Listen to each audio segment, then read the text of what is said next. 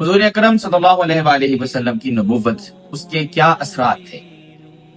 ये एक सीरीज है, आपके लिए जरूरी है हर वीडियो को समझने के लिए उसका जो सियाक और सबाक है वो आपके जहन में होना चाहिए।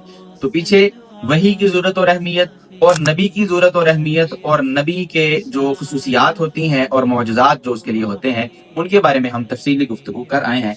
आज का हमारा मौजू है कि रसूलुल्लाह सल्लल्लाहु अलैहि वसल्लम जो है ना, वो उनकी नबूवत हम कैसे साबित करते हैं।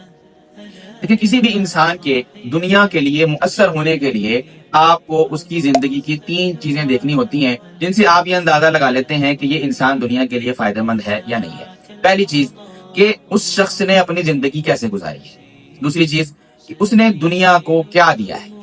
और तीसरी चीज कि दुनिया ने उससे कैसे फायदा उठाया है। ये किसी भी इंसान की जिंदगी आपने जांचनी हो, ये 3 चीजें आप देख लें। सबसे पहली चीज क्या है कि उसने अपनी जिंदगी कैसे गुजारी है, दूसरी चीज कि उसने दुनिया को क्या दिया है, और तीसरी चीज कि दुनिया ने उससे कैसे और क्या फायदे उठाए हैं।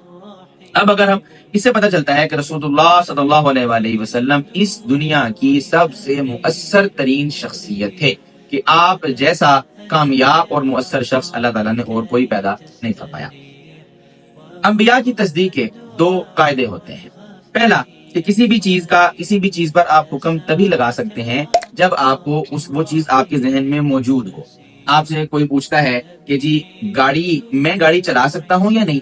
अब आपको पता ही ना हो कि गाड़ी क्या होती है, तो आप उसको कैसे बता सकते हैं। आप ये हुक्म हाँ या ना में तभी लगा सकते हैं जब आपको ये पता हो कि भाई गाड़ी क्या होती है और चलाई कैसे जाती है। तो किसी भी चीज पर हुक्म तब लगता है जब वो चीज मुतसव्विर हो, आपके जहन में हो। तो हुजूर अकरम सल्लल्लाहु अलैहि वसल्लम की जो सीरत है वो महफूज है, और आप सल्लल्लाहु अलैहि वसल्लम का सीरत का महफूज होना, यही तसव्वुर है ना। आप सल्लल्लाहु अलैहि वसल्लम के तमाम हालात और वाक़यात आपके सामने हैं। आप सल्लल्लाहु अलैहि वसल्लम की अक़वाल अफ़आल, उठना बैठना, बात करना, हर चीज आपके सामने है।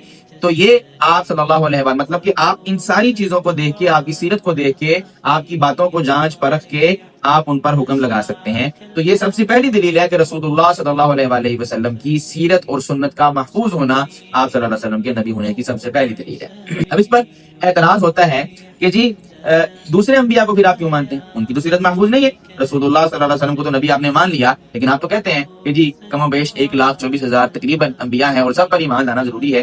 तो बाकी सब के तो बहुत सारों को तो हमें नाम ही नहीं पता, तो उन पर फिर उनका तो तसव्वुर ना हुआ। तो हम कहते हैं कि भाई उनका तसव्वुर भी है, वो कहाँ है, कुरान में। हमें इसी सीरत से, इसी कुरान से पता चला कि भाई पिछले अंबिया भी आए हैं और तकरीबन इतनी तादाद में आए हैं, उन पर भी ईमान लाना आपके लिए जरूरी है। तो तसव्वुर पैदा हो गया ना।